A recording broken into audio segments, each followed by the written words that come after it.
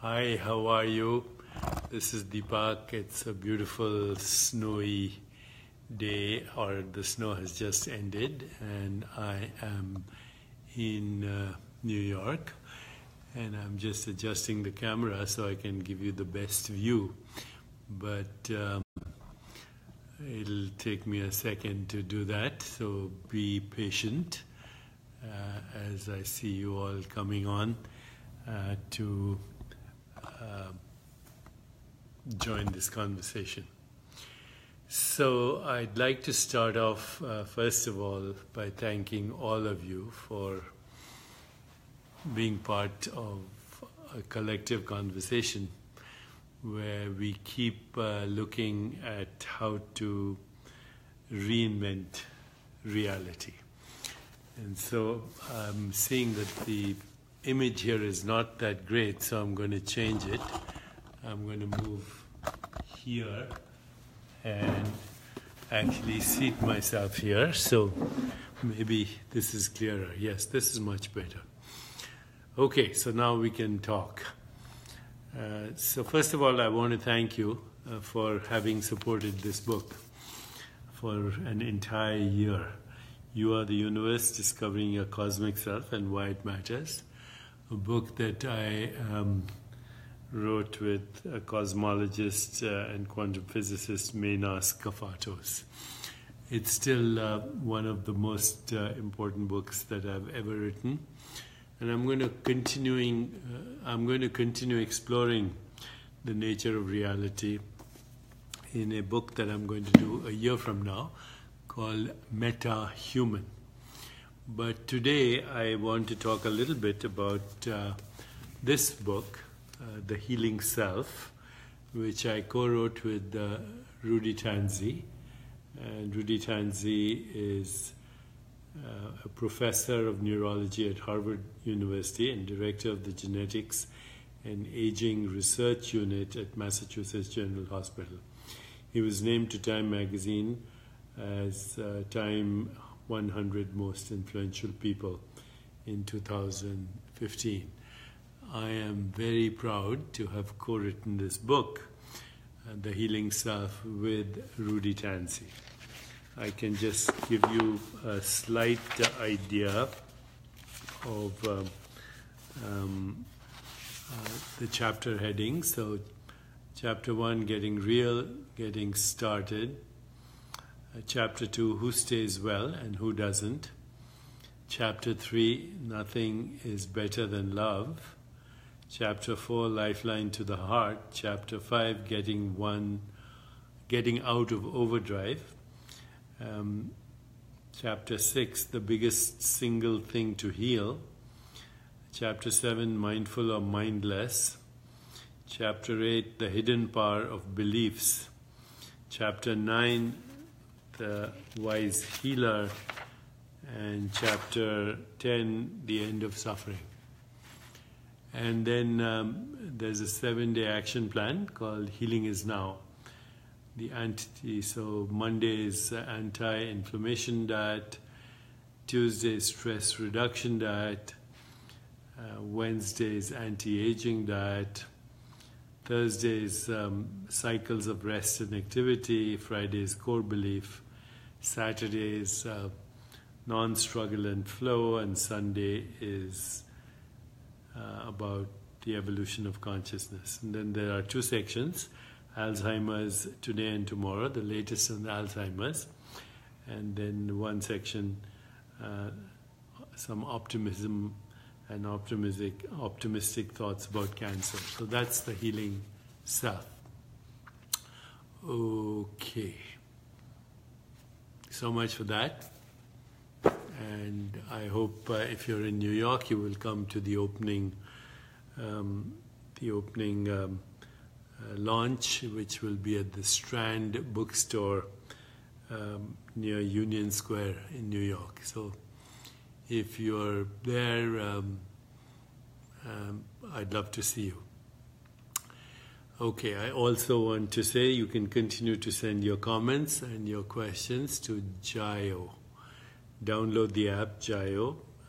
Please also become a member of Jayo. doesn't cost you anything.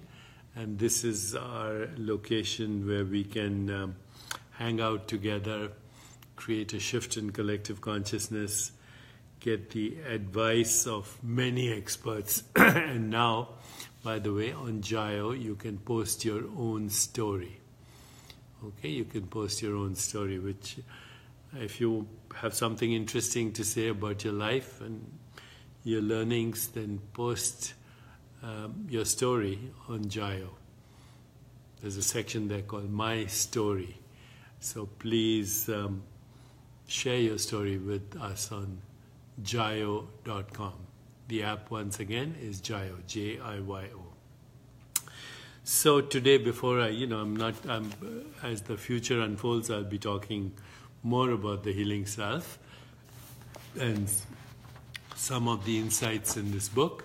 But let me talk to you today about how to change your not only your knowledge, but your perception and your experience about your body.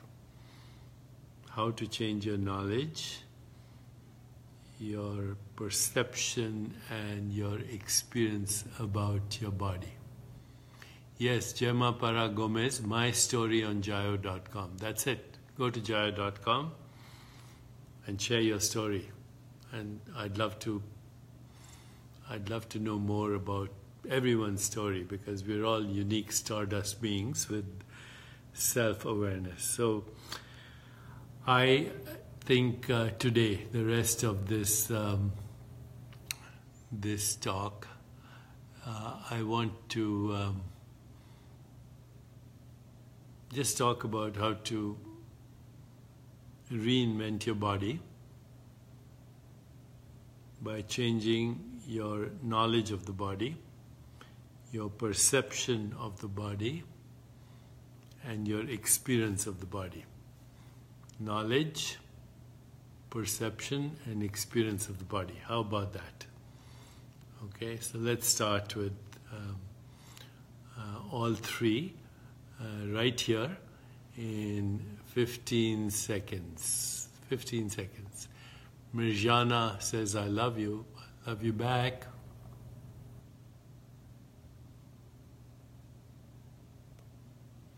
Okay, I'm here, and now let's start by understanding the body and reinventing the body by changing our knowledge, our perception, and our experience of the body. Okay. So, the first thing to realize is that the first level of understanding of the body is as a material object. This is a material object. Okay, in the same way as this is a material object. But the difference between this as a material object and this as a material object is that this material object that I call the body, I can move around just by having an intention. I can move around, I can get up and go there. This material object also experiences sensations, sound. If I pinch it hard, it hurts. So this material object is an animated material object, and this is, we presume, not animated, at least in the same way as this material object is. Okay, this material object is a biological material object, even though it's made of the same molecules as this object. Okay, the 96% of the atoms in your body are carbon, hydrogen, oxygen, and nitrogen, and the remaining 4% of the atoms in your body are the other elements of the periodic table. where did these atoms that make up your body come from? Well, they were, as I've said before, manufactured in the crucible of burning stars. So your body is made up of star stuff, but your body is also animated and experienced in your consciousness, and you actually have control over it. You can control your breathing. If you're a great yogi, you can also control what is happening in the internal organs of your body, and you can influence your heart rate. You can move your body around. So the body is matter, but animated by sentience. Okay, so the first thing to understand is that the body is at the first level, as some people crudely say, a piece of meat. But it's interesting meat in that it thinks and it feels and it moves around and it has relationships with other interesting pieces of meat and other bodies. In fact, ultimately, it copulates with other bodies and produces new bodies. It is the recycling of stuff, flesh.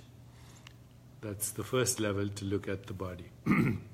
The second level to look at the body is to realize that not only is a physical body made up of atoms and molecules like anything else, like this book or like this watch or like that statue behind me or the chandelier, but it's unlike those objects.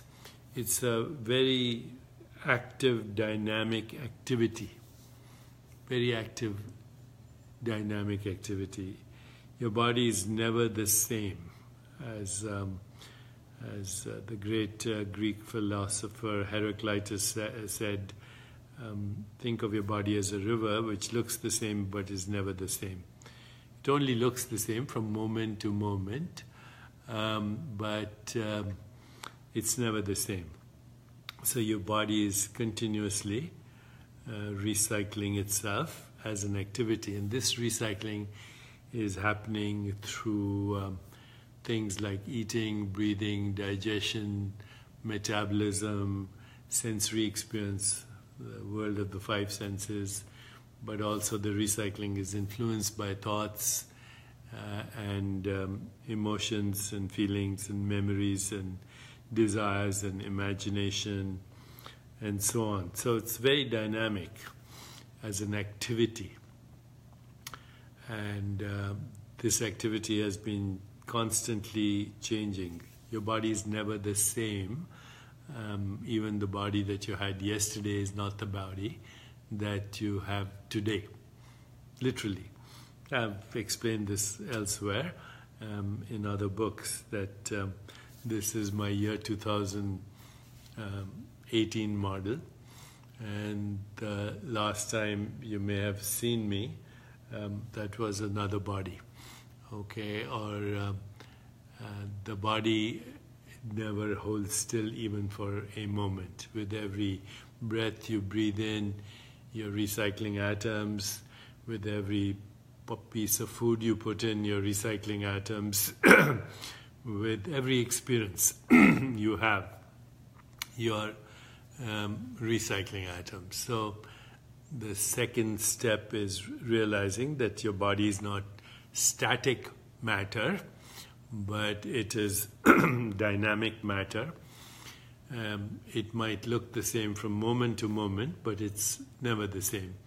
Just look at a photo of yours from 10 years ago, or when you were a baby, and you'll see that there's no such thing as a static material body. Okay, second level. First level is matter. Second level, activity.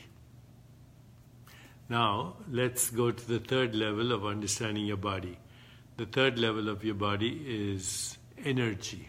Now, the energy is basically the energy and the elements and forces of the universe. So what is your body made of?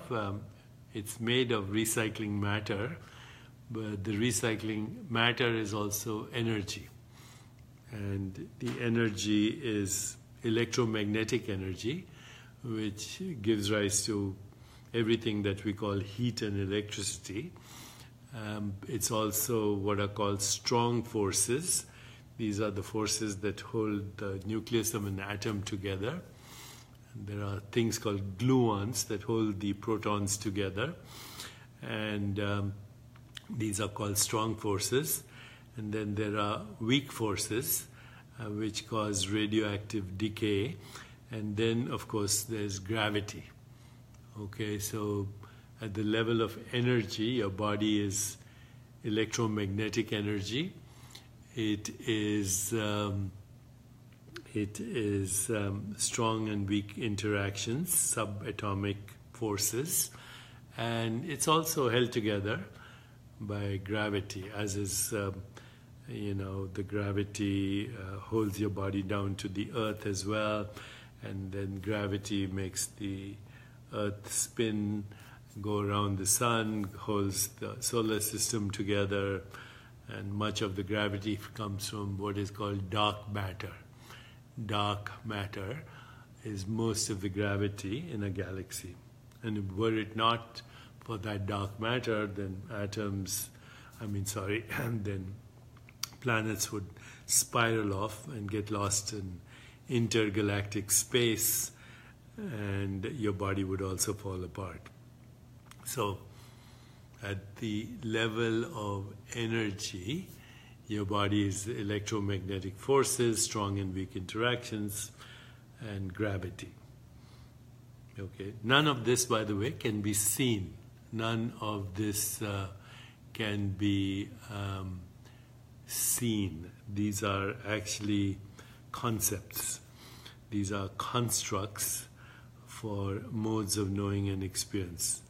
Nobody has ever actually seen subatomic particles, and we actually experience gravity, so we come up with a concept called gravity, and we can mathematically describe all these things, but mathematics is another way of giving symbols to modes of knowing and experience.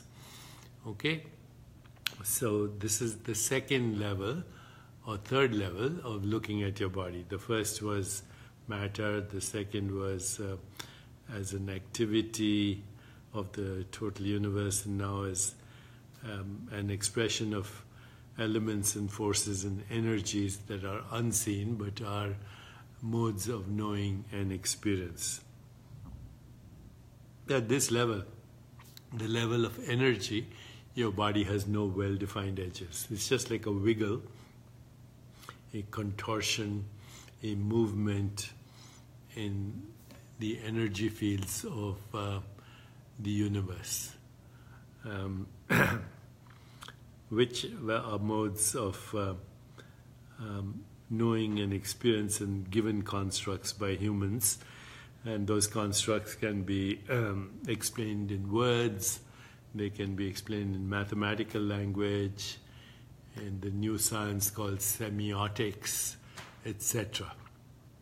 So we are all localized wiggling in an enormous wiggling, waves of energy that arise and subside in a huge ocean of energy that is constantly also evolving into different modes of expression. So now we are looking at the body as energy. Third level.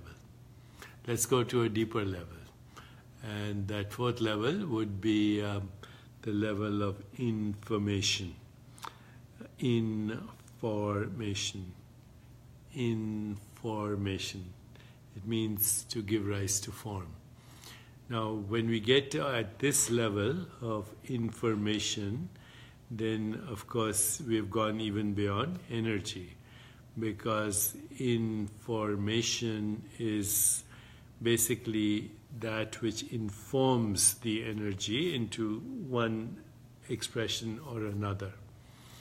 So today many scientists tell us and the universe before manifestation, even before it manifests as space-time, energy and matter, the universe or everything that we call existence is quantum entangled information. Quantum entangled information that emerges as that which humans call energy, space, time and matter. So at a very fundamental level, your body is information. This information is actually in the form of constructs or thoughts. Constructs or thoughts. Your body is made out of these constructs, basically. Everything I've said is a construct. So now, can we go beyond information? Information comes from what? And for lack of a better word, we can say information is a modified form of consciousness. Okay? Everything that we call information is a modified form of consciousness.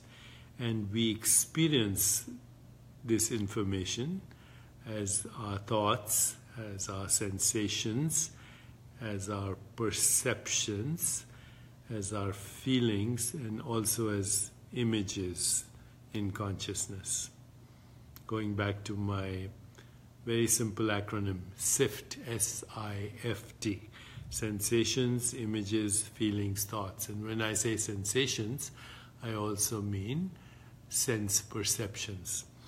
So your body is an intermittent stream of modified forms of consciousness as experiences that we then know as intermittent streams of sensations, images, feelings, thoughts, perceptions. These are modifications of consciousness.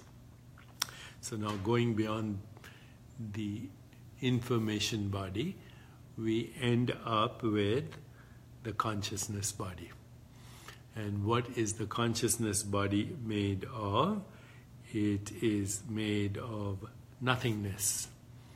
As the great Sufi poet Rumi said, we come spinning out of nothingness, scattering stars as dust. Rumi, look at these worlds, spinning out of nothingness. This is you. So at the deepest level, your body is no body.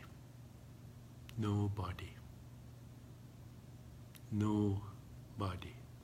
The deepest level is there is no such thing as a body. Okay? The body that you experience is a modification of nothing into that which we call everything. The everything part of it is constantly changing, subject to birth and death, arising and subsiding, eternally now.